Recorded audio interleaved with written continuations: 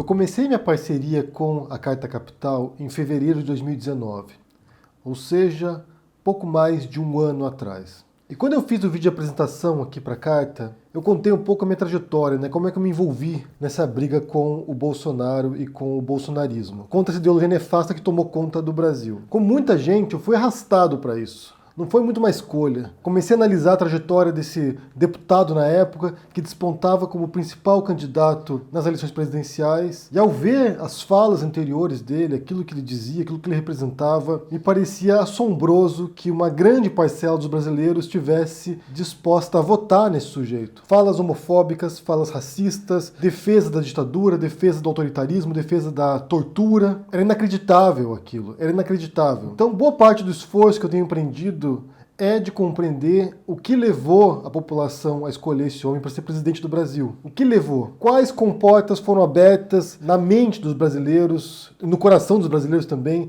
para seguir nesse rumo? O que levou? E para mim é muito incrível quando a gente aborda certos temas que são ideológicos, na verdade, São as propostas ideológicas desse governo, aquilo que ele diz. E quando a gente aborda esses temas e me dizem aqui que isso é cortina de fumaça, que no fundo a gente deveria estar debatendo a política econômica do Paulo Guedes. Porque essa proposta ideológica deles não é cortina de fumaça, é a essência desse governo. E isso nos traz, desde a eleição do Bolsonaro, para a semana passada, quando você tem o Bolsonaro compartilhando num grupo do WhatsApp um vídeo conclamando os brasileiros para irem numa manifestação contra o Congresso Nacional. E isso não deveria surpreender ninguém, porque é a trajetória do Bolsonaro, gente. O Bolsonaro, em 99, faz um vídeo, uma entrevista, dizendo que se ele fosse presidente, se ele fosse eleito presidente, que ele fecharia o Congresso no primeiro dia. O primeiro ato dele como presidente seria fechar o Congresso. E ele só não fez isso porque ele não tem esses poderes, mas o que ele tem feito, através da retórica dele, através das práticas, através da provocação constante, é forçar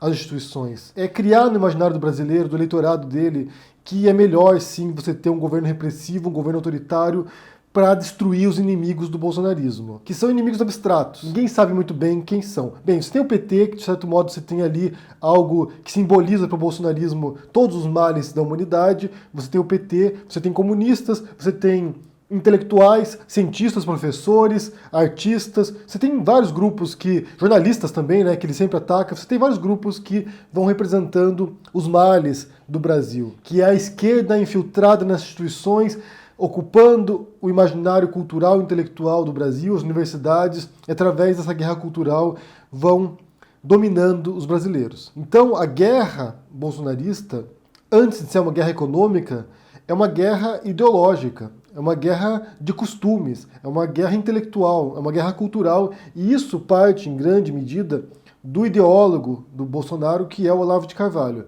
que é quem concebe esse granchismo às avessas, que seria essa guerra de posições ideológicas para conquistar uma hegemonia cultural no Brasil. Isso não é cortina de fumaça. Como eu disse, isso é a essência do bolsonarismo. Essa luta pelos costumes, essa luta para conquistar um segmento dos evangélicos, para conquistar os conservadores brasileiros, a família de bem brasileira. Sabe-se lá o que significa. E do mesmo modo como eu fiz o vídeo aqui em fevereiro do ano passado, eu tenho mais dúvidas do que certezas. Porque uma das grandes estratégias do governo Bolsonaro, que é uma reprodução do governo trumpista também, que é uma reprodução de outros governantes de extrema-direita pelo mundo, é de confundir as pessoas, é de nos desorientar. Então eles lançam uma notícia, ou eles lançam um pronunciamento, ou eles fazem uma escolha desastrosa, como fizeram, por exemplo, com o Alvin, que foi secretário da Cultura e faz um vídeo apologista ao nazismo. Eles fazem uma medida, isso gera uma repercussão negativa na imprensa, na população, eles recuam. E a impressão que você fica, você sempre está tateando no escuro. Você não sabe o que é real, o que não é. Não sabe distinguir o que é um discurso de fato do Bolsonaro,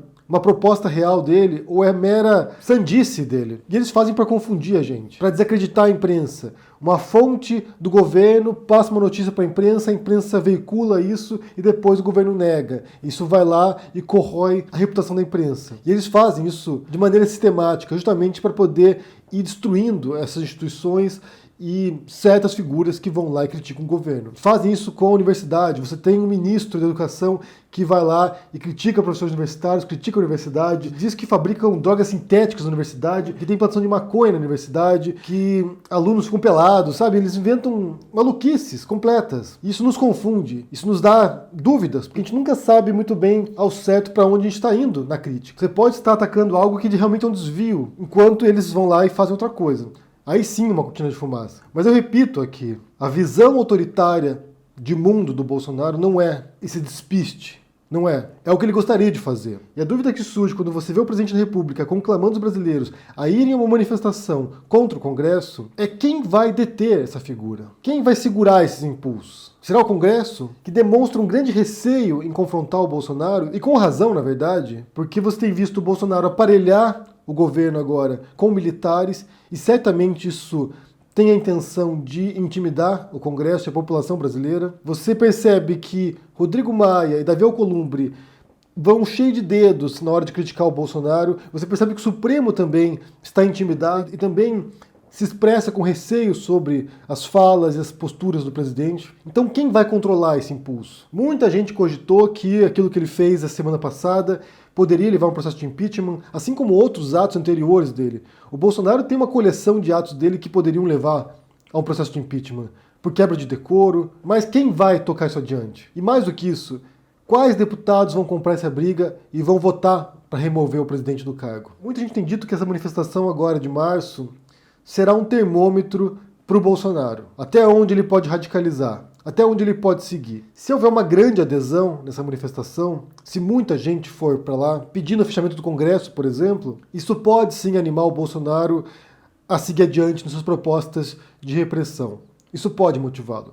Se ele vai conseguir isso, são outros 500, mas pode sim dar um gás para o Bolsonaro e sentir que ele tem apoio popular para isso. Se estiver esvaziada, se o brasileiro não comprar isso, talvez seja o momento do contragolpe da oposição, da reação, de mostrar que a população não compra esse governante autoritário. Porque é importante repetir aqui, é o perfil do Bolsonaro. Ele é alguém que elogiava torturadores, ditadores, o regime militar no Brasil, é o modelo dele, é o modelo político do Bolsonaro. Quando perguntado em entrevistas durante a campanha eleitoral qual visão que ele tinha do Brasil, ele se referia ao regime militar, ele falava dos militares. E todos os alertas que foram dados ao longo desse período, ao longo desse ano passado, ao longo da campanha eleitoral, foram completamente ignorados. Muita gente não levava a sério esse tipo de advertência. Achava que era exagero. E não era. Certamente não era. Então, assim como no primeiro vídeo que eu fiz aqui para a Carta Capital, em fevereiro, eu ainda tenho muitas dúvidas. E eu quero compartilhar com vocês essas dúvidas, porque talvez vocês tenham alguma clareza aí e possam ajudar a pensar esse momento.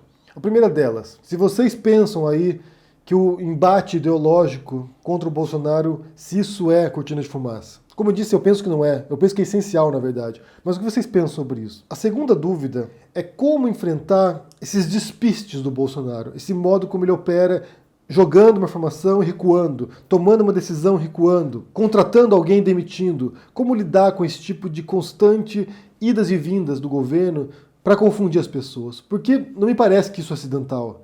Isso é um método que eles têm. Como lidar com isso? Como não cair nessas armadilhas? Como não ficar mordendo a isca e sempre caindo no jogo deles? Porque, de certo modo, o que eles fazem é ditar a narrativa, é ditar esse jogo. E a gente está sempre na reação, está sempre esperando eles sacarem a bola. E a terceira pergunta é se vocês veem algum tipo de reação possível, seja em nível institucional, seja no Congresso, por exemplo, talvez um processo de impeachment contra o Bolsonaro, ou algum tipo de medida para cercear a área de atuação do Bolsonaro para que ele não radicalize de vez. Se vocês veem isso, se vocês observam isso, se os brasileiros devem sair às ruas e começar a expressar isso publicamente, como organizar a população para isso? Porque, por outro lado, você também tem uma população desmobilizada. Passou a eleição, um ano de governo Bolsonaro, e todos estão agora desorientados e perdidos, sem saber como se reunir. Se isso deve ser mobilizado agora. E por fim, a última pergunta é se a gente tem que ter medo disso. Ou se são só bravatas do Bolsonaro. Só a aura que ele quer criar de alguém forte que, no final das contas, é um incompetente completo que não tem esse poder. Vocês estão preocupados? Ou não? Vocês acham que as pessoas devem se preocupar também? Ou não? Eu não penso que sejam bravatas apenas, não penso. Como eu disse, é algo consistente na carreira dele. É alguém que frequentemente propagava essas ideias. E essa é uma das belas e ao mesmo tempo assustadoras contradições da democracia, porque esse tipo de retórica bolsonarista, ela também pertence ao espaço democrático. Os extremos também fazem parte da democracia. Só que, via de regra, esses extremos, eles ficam na posição extrema. O problema não é existirem vozes dissidentes que falam coisas absurdas, que propõem rupturas institucionais, que propõem revoluções. O problema é quando essas vozes dissidentes vêm ao centro do poder. E aí que o risco real se dá, que não seja apenas uma voz gritando ali, uma voz radical gritando, mas sim quando ele vai lá e ele tem poder para fazer isso. A democracia prevê esse tipo de aceitação de discursos diferentes. Mas, por outro lado, quando você tem uma voz antidemocrática no poder, isso é muito assustador.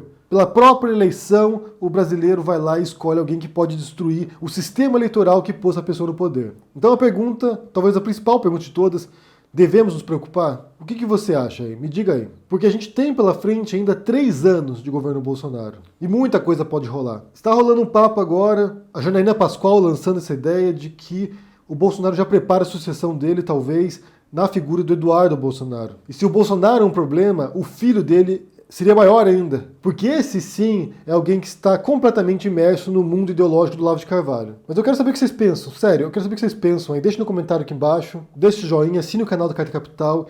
E a gente precisa pensar em soluções, na verdade, porque as dúvidas estão aí. O jogo está rolando e a gente precisa pensar em soluções. Algum modo para começar a agir para conter esses impulsos desse governo de gente insana. Deixa no comentário e a gente se vê por aí. Abraço e até mais. Tchau.